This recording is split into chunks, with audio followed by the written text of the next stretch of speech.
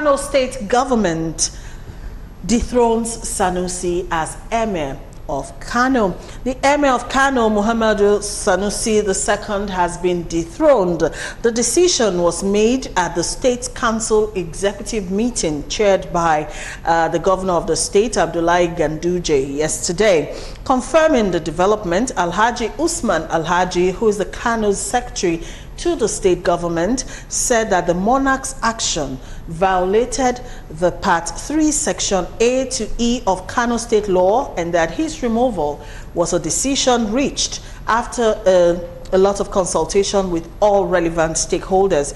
The removal was reached in order to safeguard the sanctity, culture, tradition, religion and prestige of the Kano Emirate built over 1,000 years, so says the secretary. He also called on the general public to remain calm, law-abiding, and to go about their normal businesses.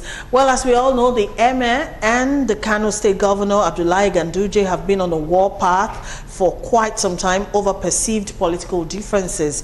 In August of 2019, Ganduje split the Kano Emirates into 4, ostensibly to whittle down Sanusi's powers and influence. On why Sanusi was dethroned, Ganduje said the Emir has been disrespectful to the state government, adding he doesn't attend official meetings and at the same time displays utter disdain for constituted authority. And the Emir was facing a fresh probe by the Kano State Public Complaints and Anti-Corruption Commission over allegation of 2.2 billion naira land scam. All right, now an update to the story that has been trending since yesterday is that the deposed Emir of Kano, Muhammad Sanusi II, has reportedly been arrested and banished to a community in Nasarawa State. Shortly after his dethronement was announced, security operatives arrested him and whisked him out of the ancient city amidst tight security. And of course, breaking just a couple of minutes ago is the fact that he has already landed in Nasarawa State, where he is to be exiled, as it were. All right, gentlemen, before we contribute to this very fantastic story, let's go and quickly look at a clip of the State Executive Council meeting yesterday, where this decision was actually reached. We'll be right back.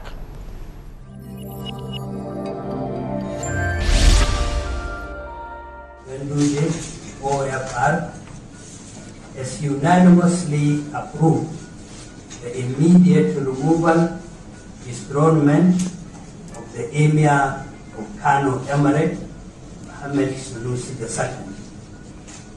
II. Emir of Kano is in total disrespect to lawful instructions from the office of the state governor and other local authorities, including his persistent refusal to attend official meetings and the programs organized by the government without any lawful justification, which amounts to total insubordination.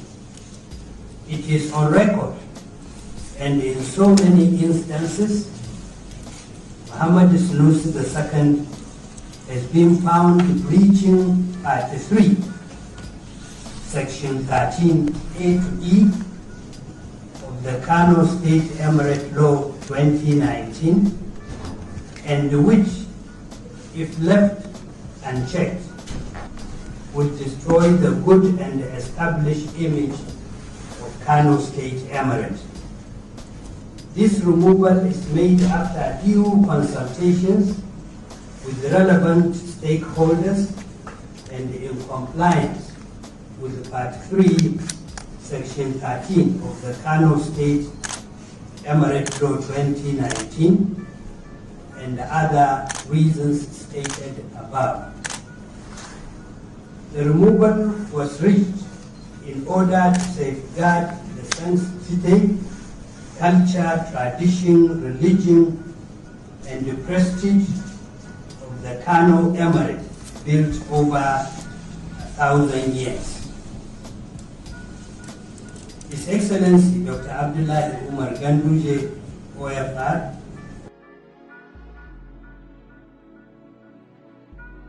dethronement of the Emir of Kano Emirate, Mohammed Sanusi II.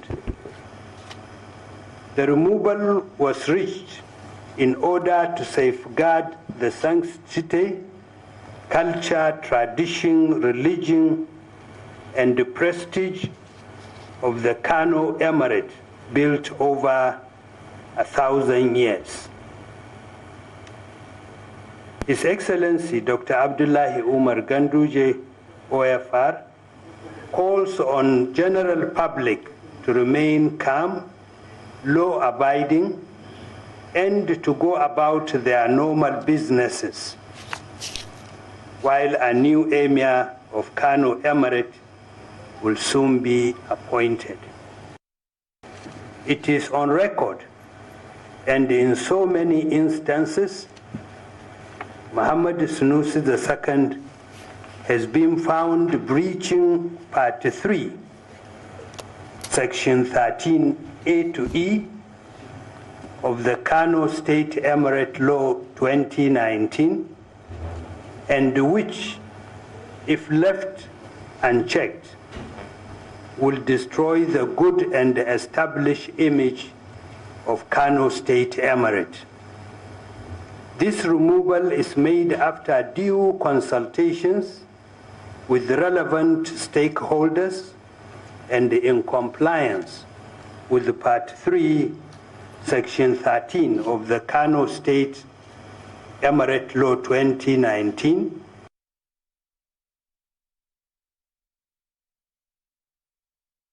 The Executive Governor of Kano State, Dr. Abdullahi Umar Ganduje, OFR, based on the power.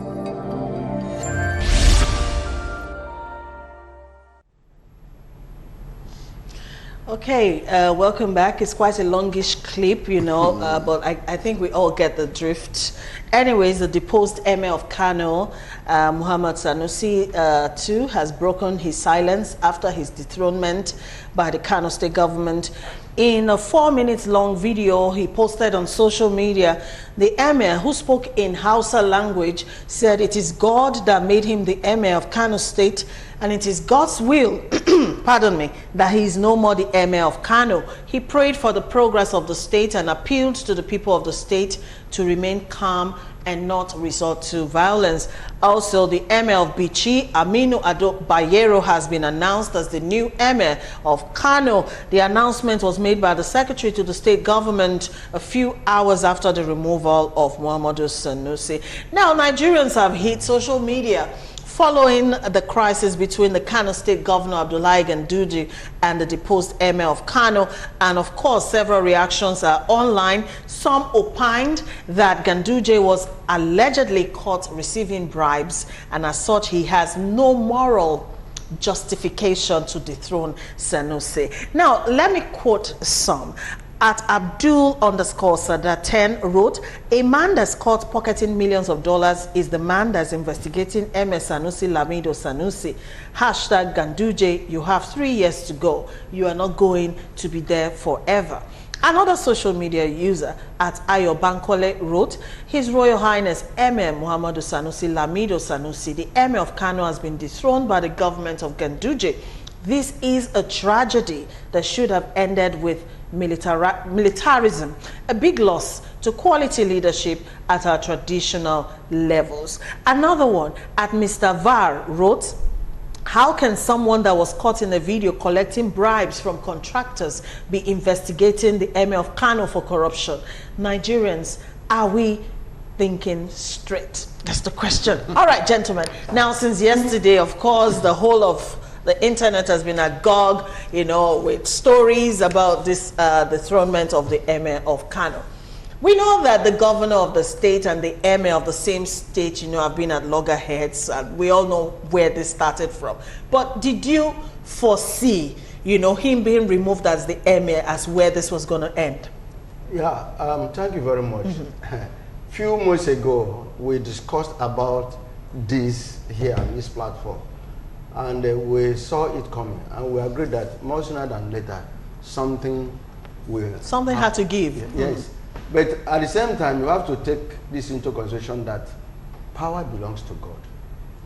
That's a way it works. Be very careful how you treat others. Be very careful how you ride to the throne. Be very careful what you do. Actually, there's a way life pays back.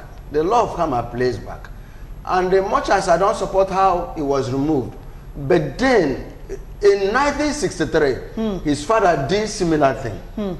Now, when Jonathan, the former president, came on board, he was a chairman of First Bank. He brought him and made him the CBN. Not quite long, he started attacking Jonathan, accused him of $10 billion missing and things like that. And before he knew, he started campaigning. 20 billion actually. 20 billion. Yes. So before you know, he started campaigning against Jonathan, and Jonathan removed him and things like that.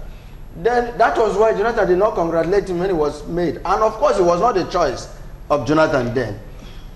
There is one thing you will know. There is no way you play the government. You cannot attack the government. Government is an institution. What has happened now is giving a dog a bad name to hang it. Okay. You see, Sanusi started preaching what I may describe transparency, girl child education. He talked about restructuring, and it was not, comfortable with the government in place.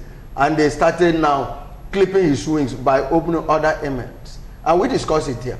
Now, about a month ago, we said very soon there will be more troubles for him, and it has come. See how he was smuggled out of the palace.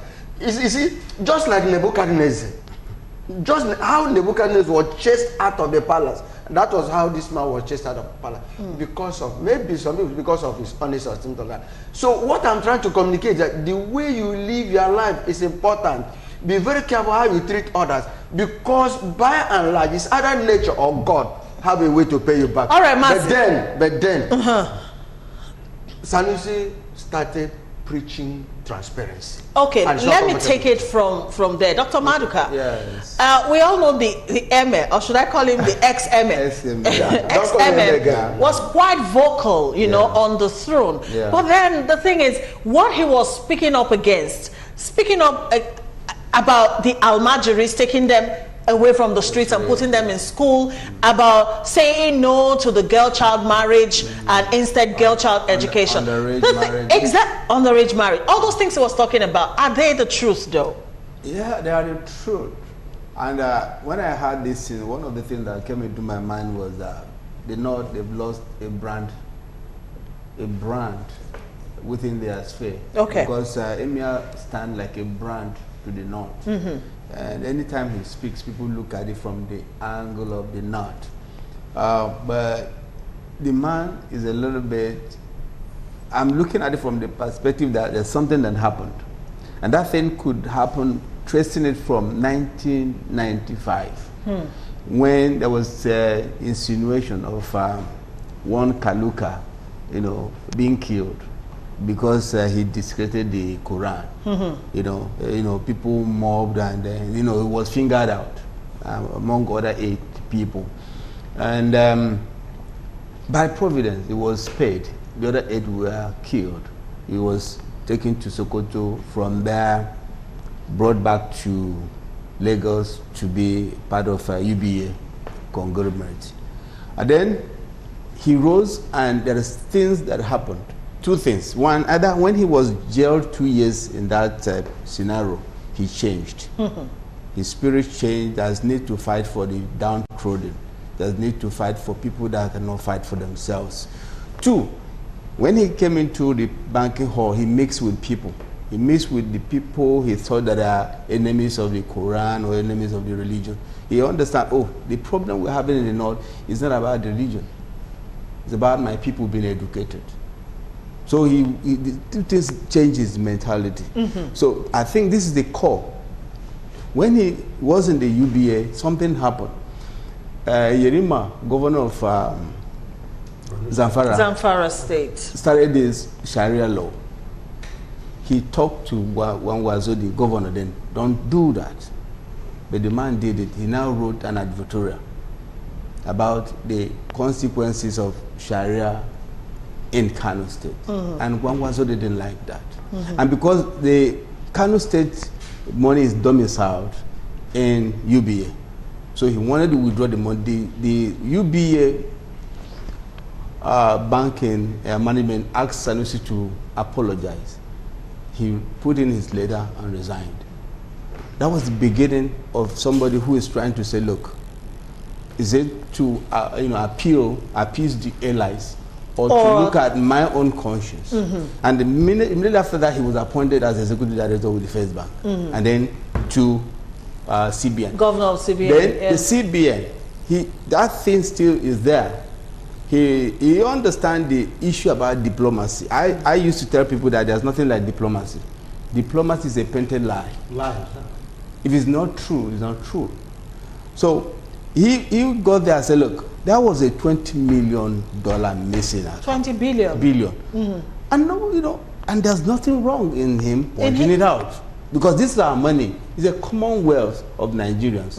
And we all kept quiet at those hours, and we're attacking him. And because we're attacking based on the presidency, where he come from. No, this man is talking about a national commonwealth that needed to be accounted for. Okay. Then he talks about the kerosene racketing and that thing. And don't forget that the 20 million you're talking about who are the people in the cartel of the oil? Is the North. Who are the cartel in the racketing of the kerosene? That the North. Then he went to National Assembly then to now talk to them and say, look, your total emolument is killing this country. You need to. And who are the majority in the House? The Northerners. So they felt, oh, this young man is coming into. Dr. Maduka, I think I already know your line of thought. Here is a man who became, he was painted to have become rebellious because he always spoke his conscience. In the scheme of things. So, but him being ousted the way he was yesterday, from the throne. Is this actually what should have come out from such a man? Yeah, because it's already come. Mazi has already said it. It's already come. I told somebody last 2-3 weeks that, this man, especially when he went to Kaduna State. To El-Rufai's birthday. To eulogize the man. His educational print is 40% on education. Wow. And I told somebody, look, this is the comment. Because you've not talked about your own governor. You've not eulogized your governor. And the man, being human, will not be happy. Like they said now that he doesn't attend to meetings. Okay. And when there was accused of that 5 million whatever, somebody like Emir can come out and talk on his behalf to shield it, but the man didn't come out. So the issue is that it's not about that man, it's about what he stands for. And what did he stand for? He's talking about, look, how do I recreate the North? How do I abolish and have a new narrative for the North? The allied marriages, the underage, the girl child, these are the things that is in the mind. And if you don't educate these people, if you don't do something about these people, in the future, it's going to affect this is no more Emir. It's now Emir versus the Buzazuas. Exactly. They felt, no, it's not good. And I want to tell somebody that, you see, giving him the emirship was not because they love him. One of the reasons why they gave him the emirship was they think that, giving him that, he will now shut down because he's the custodian of the tradition, he's the custodian of the religion, the custodian of it. So he supposed not be talking about it because he is the, So now they gave him that they saw that this man is still talking. So that is the issue. They didn't give him because they just wanted to give. It was a planned program by the Buzuzuas. Okay, all right. We're still talking about the dethronement of Muhammadu Sanusi as Emir of Kano, and reactions are coming in. Sanusi is egocentric and very arrogant. In the first place, Aminu Ado Bayero was the person chosen by the kingmakers in Kano and loved by the majority. Sanusi's outstare is divine, an act of God.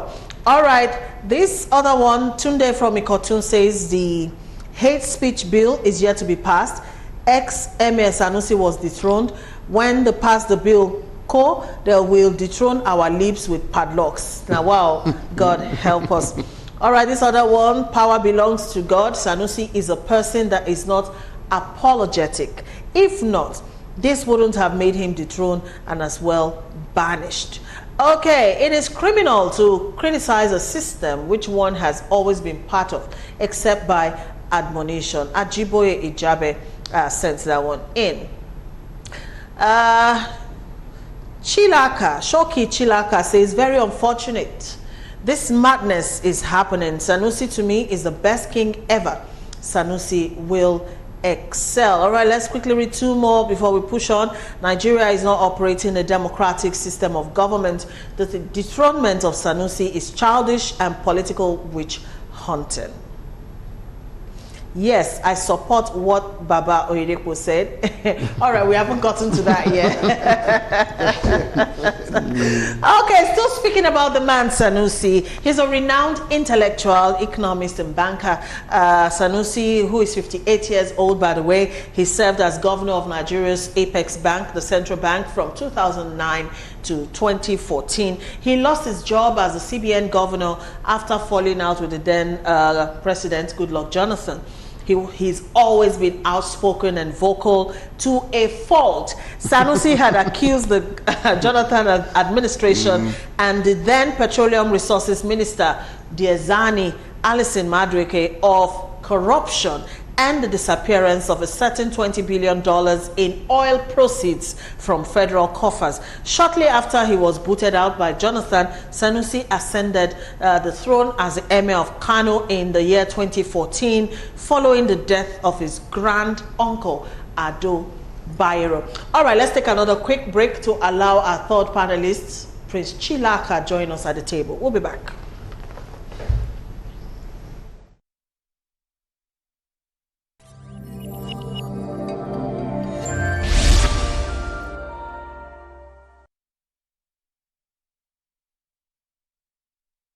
Raya ni a cikin rayuwa da lafiya shekara kusan 6. Bismillahirrahmanirrahim. Alhamdulillah, wassalatu wassalamu ala rasulillah, sayyidina wa nabiyyina Muhammadin ibn Abdullah wa ala alihi wa sahbihi wa man wala. Jama'a, Assalamu alaikum wa rahmatullahi wa barakatuh. A kullum muna cikin godiya ga Allah subhanahu wa ta'ala a cikin ni'imominsa waɗanda ba sa ƙarewa. Cikin ni'imomin da Allah ya min, Allah subhanahu wa ta'ala ya ƙaddara an naɗa ni sarkin Kano ranar 8 ga watan Jun shekara ta 2014. Ya raya ni a cikin rayuwa da lafiya shekara kusan 6 akan wannan gado da wannan gado namu mai albarka. A yau Ubangiji subhanahu wata'ala wanda ya bada sarauta ya kaddara ya karba. Ko da yaushe muna faɗa cewa sarauta ajali ne da ita. Kwanakin da Allah ya rubuta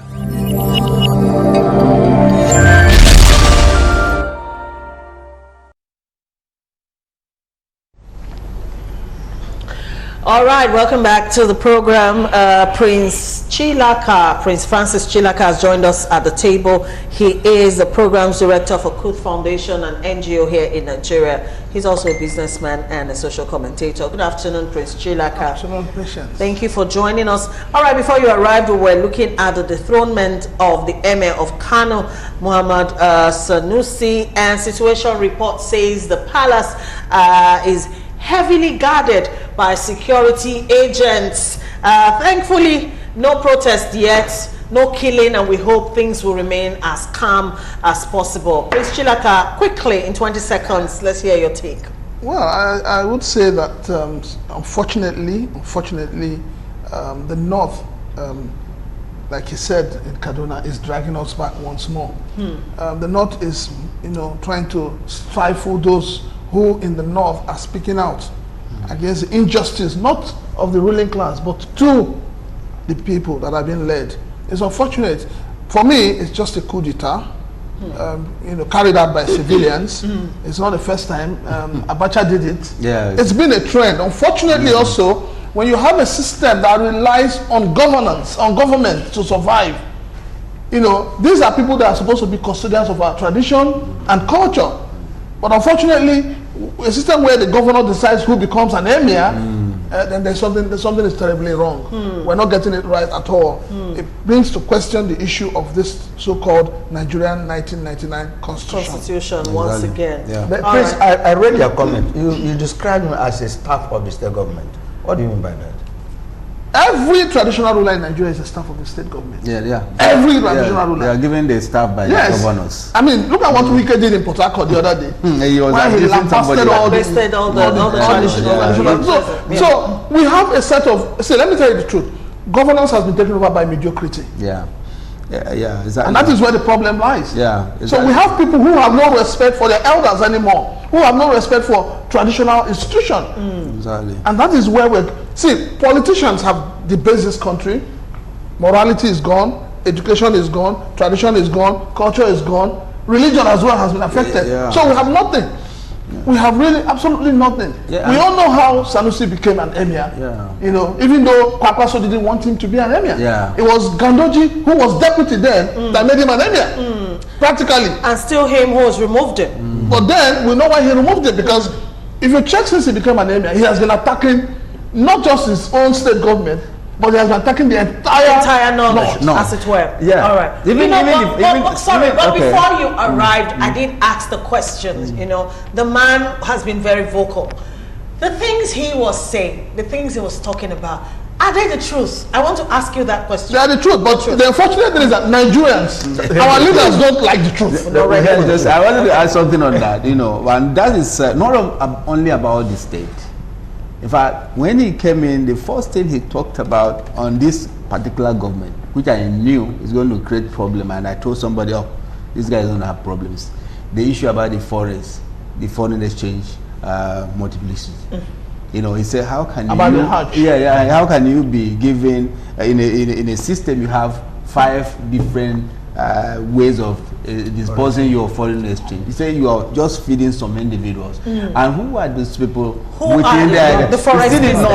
So you see what I'm saying? That the whole thing is a cabal issue, just because they saw that this man is not more or less after them. Then exactly. So the best way is to see, even the Jonathan you're talking about, Jonathan reluctantly pushed him. It's not because Jonathan wanted, it is still the northern cabal. Look, if you don't remove this man, we're going to deal with it. All right, cabal here, cabal there. Where does that leave us as a people? Flo from Ilorin says, so has Kano become one emirate now? Why was a new emir not picked from Sanusi's emirate council? Just wondering. All right, this other one says, it's unfortunate that those who condemn the Kano state government for Sanusi's removal know nothing about Kano politics. The question is, was Sanusi supposed to be there in the first place? All right, this one, Ade from Ogba says, I'm not surprised at the vituperation of Yekini Nabena of the APC on God's servant, since he doesn't know the color of the clothes he has worn. Ignore him. Let PMB reply now.